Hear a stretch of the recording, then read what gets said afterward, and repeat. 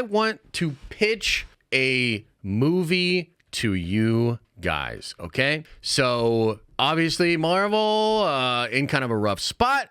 We've talked about this, and so I want to bring up this tweet from yesterday to share with you the inspiration for this movie pitch, and then I'm actually going to pitch you the whole movie. I have multiple pages written of this film, okay? And then we'll do a poll, and you guys will get to decide whether you greenlight this film or not, okay? So I saw this pop up. Jeremy Renner posted 15 hours ago, my day off, not always excited nor motivated, but I tend to push harder those days. Progress requires progression. And you got the dude here. I mean, he's working out. He looks good. He looks jacked. And he has also mentioned he is willing to come back to the role of Hawkeye, okay? So the tweet I made on top of this was he's getting jacked. Bring him and Bernthal, do a Ronin Punisher team-up set during the blip and watch the box office explode, okay? Now, after I made that tweet, I couldn't stop thinking about it. I was like, dude, this is a brilliant idea. And it's not just a brilliant idea because it's so badass to have the Punisher and Ronin fighting villains in this like lawless time set during the blip when half the planet has gone away.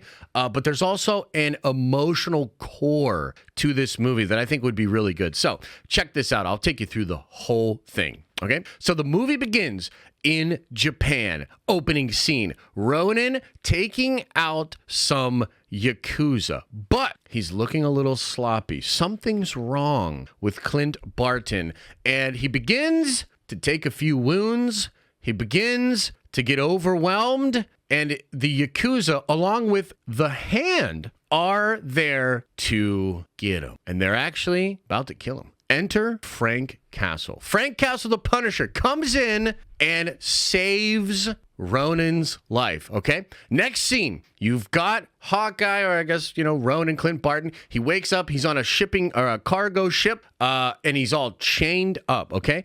And basically, you have it that he's rescued by Frank Castle, and Frank basically knows that Ronin was on opiates. Okay, so Ronin, at this point in time, which I would say about 2 years into the blip, at this time, Ronin, yeah, he's going to go take out the Yakuza, but he's depressed and he's coping and he's smoking a bunch of opium. And Frank basically tells him, you were actually trying to kill yourself. This isn't you trying to take out the Yakuza in the Hand.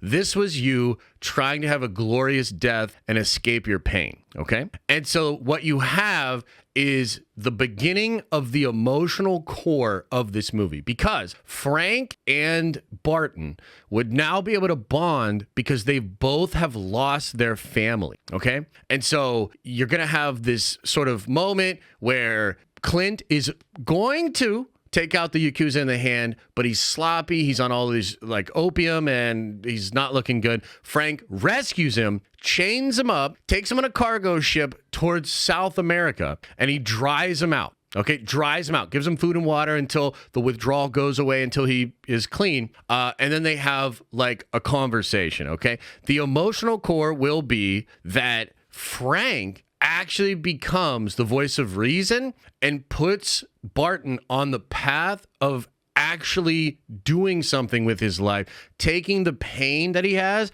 and using it constructively instead of just being this like wandering Ronin that's smoking opium trying to kill ninjas, okay? So Frank will then introduce the actual conflict of the movie. And the conflict of the movie is that the daughter of the Red Skull, Sin, she is consolidating power in South America. Okay. And this is a lot of like villains, including the Hand ninjas, are working with her. There's this weird like thing happening. Nobody knows exactly what's going on, but Hydra is reestablishing itself during the blip. And the real concern is that with half the people gone, the Avengers completely disassembled, there's nobody there to really stop Sin and what is going on with Hydra. Now, one of the reasons I want to do this in South America is because there's a lot of weird like rumors and conspiracy that a lot of the Nazis and people from Germany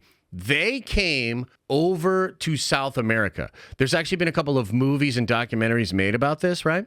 So you've got Sin, the daughter of the Red Skull, consolidating power in South America, and they'll be integrated with like the army and the public officials. So it's not just that she's there and she's rebuilding Hydra, but she's working with the government. The army's on her side, and so it's looking really, really bad. Okay, so after hearing about this, Barton agrees to help Frank out. Okay, now, when they get there, they find that Gorgon, one of my favorite villains that has ties to the Hand and has ties to Hydra, Batroc, and other villains that are dope. Like, we could pick a ton of different villains because it's the blip and there's kind of some interesting stuff. They are all there as lieutenants working under Sin. Okay, so they find Frank and Ronin. They find one of Nick Fury's bases, because this is a staple in Marvel Comics. Nick Fury has bases all over the world, all over the planet.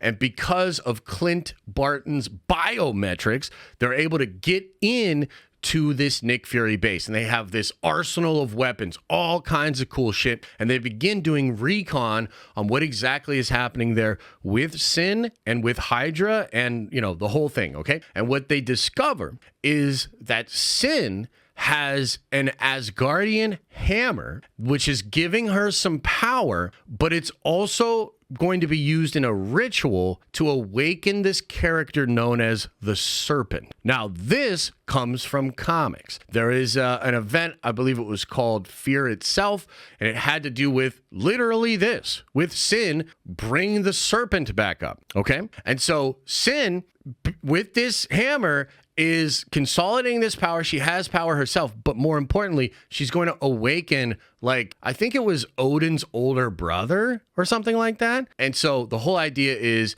she will bring this being back. That being will take back over Asgard, and Midgard will become part of Sin's fief or something like that, right? So that's kind of like the end game there. Now, when they realize that that's what's happening, and it'll be set on like some kind of solar eclipse thing, so it'll happen in the next couple of days is when she's going to be able to do it. They realize they need to bring on more people, okay? And they need more firepower. Enter Brother Voodoo, one of the coolest fucking characters in Marvel Comics. This awesome dude. You know, at one point he was like the Sorcerer Supreme, crazy, awesome, powerful guy. Okay, so Brother Voodoo enters the picture. Brother Voodoo brings with him a bunch of magical shit and weapons, including either the ebony blade, which I don't know how that would work. I don't really know what was going on with Jon Snow during the blip exactly. So maybe he's got access to the ebony blade. Maybe it's just Uru Asgardian weapons. Maybe it's Excalibur. Maybe it's Captain Britain's sword. But basically, basically, Brother Voodoo comes in and gives them some magical weapons to kind of help Ronin. Okay, Frank pulls in a favor, and he gets Rhodey, who, yes, would be a fucking Skrull at this point, but that's stupid, and who cares? He would get Rhodey to give him a War Machine armor. Okay, and this shit is something from the comics as well. At one point, Frank Castle gets a War Machine armor, and he's got the skull on it, you know what I mean? He got the Punisher shit, yeah. And he's fucking shit up as the Punisher in a War Machine armor. And it would be one of those things where, like, the servicemen got to stick together in post-apocalyptic times. So Frank calls in a favor, and he gets a thing of War Machine armor, okay? And basically, the movie would end with Brother Voodoo, Ronin, and Punisher in the War Machine armor infiltrating this base, stopping Sin from bringing the Serpent back, and, you know, saving the day, okay? And the emotional closure of the movie, this is why I think this movie would be so cool. You have to have this big conversation and this cathartic moment with Frank Castle and Ronin, because here's what's going on. Frank is the voice of reason, and he's able to, like, give Clint hope. But what's ironic about this is during the blip, this is a time period in which a man like Frank Castle, like, he's a man for that time. He thrives in that kind of a world. But the hope is that they actually create the world to be a better place, either restoring it back to what it was or building something better in the future. And Frank would actually not fit into that version of the world. So you have this unique point in time where Frank is like really in his fucking element, right? And that's why he's able to be like so chill about this, and he's like loving it, but he also like wants to fight for a world where he no longer fits in, right? And because he has lost his family and he's been fighting for so long, and he can see what's going on with Clint Barton and his loss and his pain, and the movie would just end with Frank talking about a friend of his from New York that's religious that he calls Red, and the fact that he didn't think this guy was right about everything, but one thing he was right about was hope and the idea of a brighter future. And Frank will leave Clint and he'll say, you know, I think an angel will show up and save you one of these days. So don't give up on hope. Go follow your mission, but don't lose hope and be ready for that angel. And that angel would be Nat. You know what I mean? That would pay off in Endgame, right? So I think you could do this for a relatively low budget, and it would have an emotional core and like a lot of emotional weight with these two men. It would be super fun and dope with like Hydra rebuilding in South America and, all sorts of ideas like that. And so that's the pitch. Let's go to the polls.